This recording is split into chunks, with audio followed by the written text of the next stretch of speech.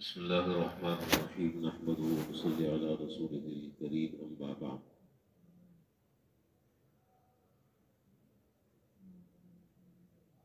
عن جابر رضي الله تعالى عنه أنه قال قال رسول الله صلى الله عليه وسلم أفضل الذكر لا إله إلا الله وأفضل الدعاء الحمد لله.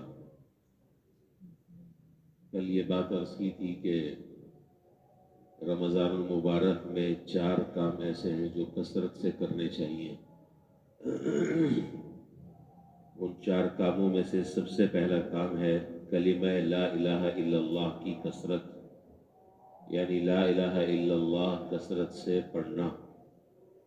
اور اس سے متعلق احادیث میں اس کلمے کے جو فضائل آئے ہیں ان میں سے چند حدیثیں کل آپ کے سامنے ذکر کی تھی. یہ روایت جو ابھی پڑھی ہے حضرت جابر رضی اللہ تعالیٰ عنہ سے مروی ہے، جس میں جناب نبی کریم صلی اللہ علیہ وسلم نے ارشاد فرمایا کہ سب سے افضل ذکر ہے لا الہ الا اللہ وافضل الدعاء الحمدللہ، اور سب سے افضل دعا ہے الحمدللہ.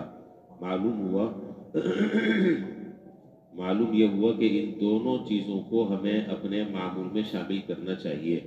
ایک تو کثرت سے لا الہ الا اللہ، اور دوسرا ہر بات کے جواب میں الحمدللہ کہنے کی عادت ڈالنی چاہیے. ہر اللہ تعالیٰ کی جتنی نعمتیں ہیں ہر نعمت کے اظہار پر الحمدللہ الحمدللہ. اس عادت سے اللہ تبارک و تعالیٰ اپنے بندے سے خوش ہوتے ہیں کہ میرا بندہ میری نعمت پر میری تعریف کر رہا ہے. اور ظاہر ہے کہ انسان کو جو نعمتیں ملی ہیں وہ نعمتیں انسان کے دست بازو کا کمال نہیں، وہ نعمتیں اللہ تعالیٰ کا فضل، اس کا احسان، اس کا کرم، اس کی عنایت ہے. لہذا اس جملے کی عادت ڈالنی چاہیے اور ہمارا تکیہ کلام یہ بن جائے کہ ہم ہر بات پر الحمدللہ کہیں، ہر بات پر الحمدللہ کہیں. تو یہ افضل الدعا ہے، یہ دعا میں سب سے زیادہ افضل ہے. اسی طرح حضرت ابو ہریرہ رضی اللہ تعالیٰ عنہ کی روایت میں جناب نبی کریم صلی اللہ علیہ وسلم نے ارشاد فرمایا کہ ما قال عبد لا الہ الا اللہ مخلصا الا فتحت ابواب السماء حتی تفضی الى العرش مجتنبت الکبائر.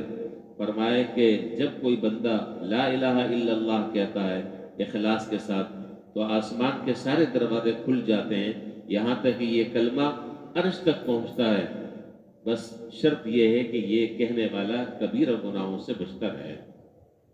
شرط یہ ہے کہ یہ کہنے والا کبیرہ گناہوں سے بچتا رہے تو یہ کلمہ عرش تک پہنچ جاتا ہے، یعنی اس کلمے کی عرش تک کی رسائی ہے. اس لیے اس کلمے کو کثرت سے پڑھنا چاہیے. یہ 2 تو روایتیں ہو گئی، اور کل میں نے ذکر کیا تھا ایک واقعہ اس سے متعلق وہ ذکر کرنا ہے. امام قرطبی رحمۃ اللہ علیہ بہت اونچے درجے کے اور پائے کے بڑے مفسرین میں آپ کا شمار ہوتا ہے، جن کی کئی جلدوں میں عربی میں تفسیر قرطبی ہے. امام قرطبی رحمۃ اللہ علیہ نے بھی یہ واقعہ ذکر کیا ہے، اور حضرت ملا علی قاری رحمۃ اللہ علیہ نے مشکات کی جو شرح عربی میں ہے مرقات المفاتیح، اس کے اندر بھی یہ ذکر کیا ہے. دونوں حضرات کے میں نے حوالے دے دیے ہیں.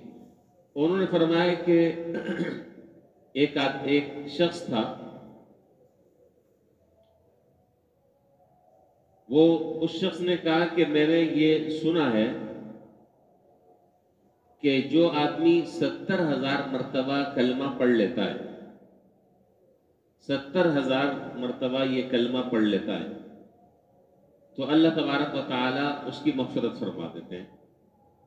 تو کہتے ہیں کہ میں نے 70,000 مرتبہ کلمے کا جو نصاب ہے وہ میں نے پڑھ کر اپنی والدہ کو بھی بخش دیا، اور زندگی میں کئی 70,000 کا نصاب پورا کر کر اپنے پاس بطور اسٹاک کے رکھ لیا. کہتے ہیں کہ ہمارے پاس ایک آدمی آیا کرتا تھا، کبھی کبھار ہمارے ساتھ بیٹھتا تھا، کھاتا پیتا تھا، اور اس آدمی کے بارے میں یہ بات مشہور تھی کہ یہ صاحب کشف ہے، یعنی جنت اور جہنم کے حالات اللہ تعالیٰ اس کے اوپر منکشف فرما دیتے ہیں. فرماتے ہیں کہ ایک دن وہ آدمی آیا اور آ کر اس نے ہمارے ساتھ بیٹھ کر کھانا کھانا شروع کیا. اسی دوران اچانک اس نے زور سے چیخنا اور رونا شروع کر دیا. کہتے ہیں کہ میں نے اس سے پوچھا کہ بھائی یہ کیا ہو گیا اچانک؟ کہنے لگا کہ میری والدہ کو جہنم میں عذاب ہو رہا ہے. فرماتے ہیں کہ میں نے خاموشی کے ساتھ بغیر بتائے چپکے سے دل میں اللہ تعالیٰ سے یہ دعا کی کہ یا اللہ یہ جو میں نے 70,000 مرتبہ کلمہ اپنے لیے پڑھ کر رکھا ہے میں اس کی والدہ کو یہ بخش دیتا ہوں، تو اس کی مغفرت فرما دے اور اس کو جہنم سے خلاصی نصیب فرما دے. تھوڑی دیر گزری، وہ جو آدمی تھا جو ہمارے پاس آتا تھا جس کا میں واقعہ ذکر کر رہا ہوں وہ ایک دم ہنسنے لگا.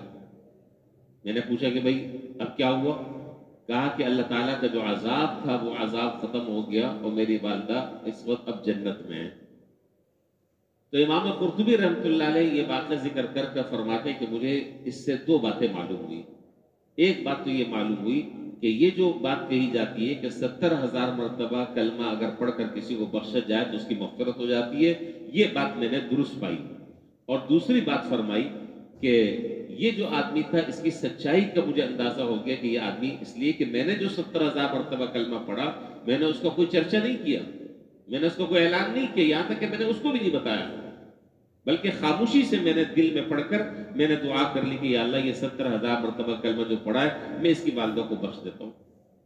تو اس سے ایک اور بات بھی ثابت ہوئی جس پر انشاءاللہ ہم آگے اللہ تعالیٰ نے چاہا تفصیل سے بات کریں گے. اس سے یہ بات بھی معلوم ہوئی کہ جب ہم کسی مردے کو اور دنیا سے جانے والے کو جب ہم کوئی ایصال ثواب کرتے ہیں تو ایصال ثواب برحق ہے، اس کو ثواب پہنچتا ہے.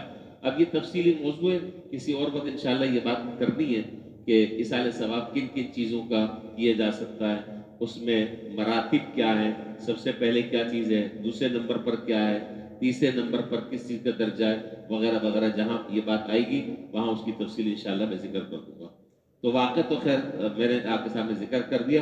اب اگلی جو بات ہے وہ دراصل اہم بات ہے اور وہ نقطے کی اور سمجھنے کی ہے. یہ جو میں نے ابھی مختلف حوالوں سے آپ کے سامنے بات کی کہ 70,000 مرتبہ کلمہ اگر آدمی پڑھ لے اور کسی کو ایصال ثواب کر دے تو اللہ تعالیٰ اس کی مغفرت فرما دیتے ہیں. اور رمضان میں بہت سارے لوگ الحمدللہ اس کا اہتمام کرتے ہیں. ایک ہمارے نمازی تھے، میں نام آگے ذہن میں، یوسف صاحب، سفید داڑھی والے بزرگ تھے، میرے الٹے ہاتھ پر بیٹھتے تھے. ابھی بھی ہیں وہ لیکن مسجد میں کم آتے ہیں اور ضعیف ہیں، اللہ تعالیٰ ان کو صحت اور عافیت عطا فرمائے. ان بیچاروں کا یہ معمول میں نے دیکھا اور خود انہوں نے یہ بات بتائی کہ وہ دن بھر یہ کلمہ پڑھتے رہتے تھے. وہ کہتے تھے کہ امام صاحب جب کسی آدمی کا جنازہ یہاں پر آتا ہے میں خاموشی کے ساتھ یہ 70,000 کلمہ اس کو بخش دیتا ہوں. آپ بتائیے کتنی بڑی نیکی ہے، کتنا بڑا عمل ہے. ایک آدمی محنت کر رہا ہے، پڑھ رہا ہے اور جس کو وہ جانتا بھی نہیں ہے، پہچانتا بھی نہیں ہے، اس کو وہ بخش رہا ہے اور اس کو ایصال ثواب کر رہا ہے. اللہ تعالیٰ ان کو صحت اور عافیت کے ساتھ رکھے جہاں پر بھی وہ ہیں اور ان کو شفا عطا فرمائے. تو اب معاملہ یہ ہے کہ بہت ساری روایتوں میں اور احادیث میں تلاش کرنے کے بعد اس بات کا کوئی حدیث سے ثبوت تو نہیں ہے. یا 70,000 مرتبہ کلمہ پڑھنے والا جو میں نے بھی مسئلہ ذکر کیا، حدیث سے تو یہ ثابت نہیں ہے، کسی حدیث سے یہ بات معلوم نہیں ہوئی. البتہ اتنی بات ضرور ہے کہ یہ اپنے اپنے بزرگوں کے اور بڑوں کے تجربات ہیں. اور جیسے کہ میں کل سے یہ روایتیں آپ کے سامنے ذکر کر رہا ہوں کہ اگر کوئی شخص لا الہ الا اللہ پڑھتا ہے تو یہ کلمہ عرش تک پہنچتا ہے اور یہ کلمہ میزان عمل میں اور ترازو میں سب سے زیادہ بھاری ہوتا ہے. جیسے کہ کل میں نے تفصیلات عرض کی تھی اور میں نے حوالہ بھی ذکر کیا تھا کہ قیامت کے دن اللہ تعالیٰ ایک آدمی کو بلائیں گے جس کے 99 دفتر جو ہے وہ بدعمالیوں کے ہوں گے اور ایک پرچی دوسرے پلڑے میں رکھ دی جائے گی جس کے اندر یہ کلمہ لکھا ہوا ہوگا اور یہ پلڑا جھک جائے گا. تو ان ساری روایتوں سے یہ بات معلوم ہوئی کہ کوئی وعید نہیں ہے کہ اللہ تعالیٰ اس کلمے کے پڑھنے والے کی بخشش فرماتے ہیں، اللہ تعالیٰ اس کلمے کے پڑھنے والے کی مغفرت فرماتے ہیں. بس بات یہ ہے کہ مجتنی بتل کبائر، وہ کبیرہ گناہوں سے بچے.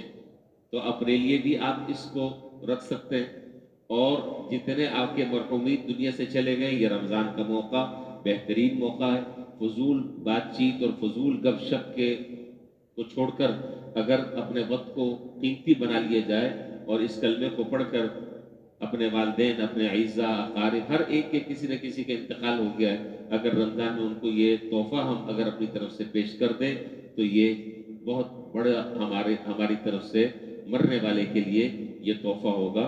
اللہ تعالی ہمیں اس کی قدر کرنے کی اور اس کی ہمیں توفیق عطا فرمائے کہ یہ رمضان میں ہم جتنا زیادہ سے زیادہ ہو سکے ہم یہ کلمہ طیبہ کی کثرت کریں، کلمہ طیبہ کی کثرت کریں۔ تو 4 چیزوں میں سے ابھی ایک کا مختصراً بیان ہوا کہ لا الہ الا اللہ کی کثرت کرنا، لا الہ الا اللہ کو کثرت سے پڑھنا، باقی بات پھر انشاءاللہ کل کریں گے۔